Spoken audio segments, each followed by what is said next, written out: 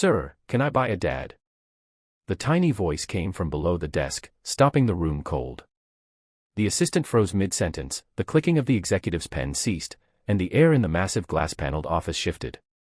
CEO Lucas Hale, the youngest billionaire tech mogul in the city, leaned forward slowly in his leather chair, his icy blue eyes narrowing as they landed on the source of the question, a little girl, maybe 6 or 7, standing in a pink coat 2 sizes too big and shoes worn at the toes. Her hair was tied in crooked pigtails, and her cheeks were red, not from shyness, but from walking in the cold. No one had seen her come in. No one knew who she was. Yet she stood there as if she belonged. The assistant stammered, "Yes, sir, I'll call security." "No," Lucas said, voice low. "Let her speak." The little girl looked up at him with watery brown eyes, filled not with mischief or confusion, but something far deeper. Hope. Pain. Longing.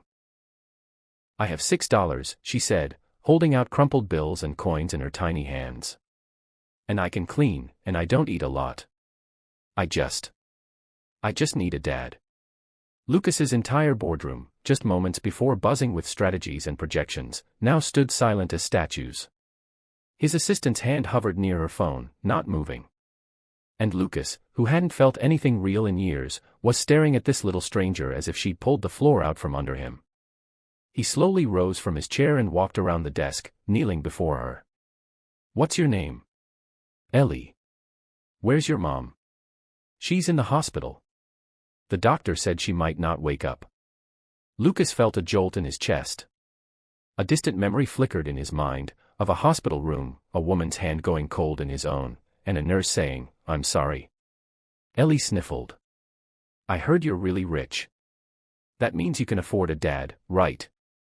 Someone in the back gasped. Lucas exhaled slowly, his gaze steady on the little girl. "Why me?" She shrugged, hugging the too big coat tighter. "You look lonely." The words hit him harder than she could have known. Lucas didn't know what made him do it. Maybe it was the sound of her voice. Maybe it was the honesty in her eyes. Maybe it was fate. But he stood, took off his own suit jacket, and gently draped it over her shoulders. "You're coming with me," he said. "Where?" "To get hot chocolate. And talk." He turned to his stunned assistant. "Cancel the rest of my day." As they walked out together, Ellie holding his hand like they'd known each other forever, no one dared question him. Outside, the cold wind whipped through the city, but inside Lucas Hale's heart, something long frozen had begun to thaw. Chapter 2, What the Heart Remembers. The limo was too big for a man who usually rode alone, but Ellie's small frame filled the silence with questions and chatter. She asked about the buttons, the soft seats, and the sparkling lights above them. Lucas listened. More than he had listened to anyone in years. She told him about her mother, Lily, who worked 2 jobs, at a diner and at a laundromat. "She sings at night," Ellie said, her eyes shining. "Even when she's tired. She says I'm her sunshine." Lucas swallowed hard. "And your dad?" Ellie looked out the window. "He left before I was born. Mama says some people aren't strong enough to stay." Lucas nodded slowly. "She's right." They stopped at a cafe. Lucas bought her the biggest cup of hot chocolate with extra whipped cream and sprinkles. She offered him a sip. It was the best thing he'd tasted in years. He took her to the hospital next. Ellie guided him to a small room where her mother lay pale, silent, with tubes running into her arms. The sight struck him like a blow. "She's sleeping," Ellie whispered. "They say maybe not for long." Lucas approached the bedside, his throat thick. "May I?" he asked, motioning to sit beside her mother. Ellie nodded. Lucas took Lily's hand gently in his, just as he'd done with his own mother, once. But this time, the woman's hand was still warm. "She needs care. Doctors.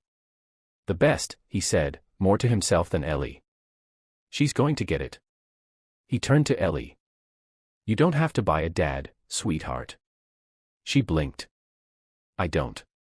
He smiled, not the cold, practiced smile of a CEO, but something real. "No. Dads can't be bought. But sometimes, they find you when you need them most." Lucas paid for the best private care, hired round-the-clock nurses, and moved Ellie and her mother into a warm apartment. Days turned into weeks, and Lucas came by often, bringing books, toys, and even trying his hand at making grilled cheese. He burnt the first 3. One day, Lily opened her eyes. Lucas was there, holding Ellie's hand. Lily's gaze drifted to him. "Who?" Ellie beamed. "That's Mr. Lucas. I tried to buy him, but he said he's free." Lily smiled weakly. "Thank you." He squeezed her hand gently. "I think we both needed a reason to live again." Months later, Ellie walked into Lucas's office again, this time wearing a school uniform, her hair neatly braided. She ran into his arms. "Guess what?" she said. "We made a family." Lucas smiled, hugging her tightly. Yes, they had. Dear viewers, if this story moved your heart, please take a moment to like this video and subscribe to our channel.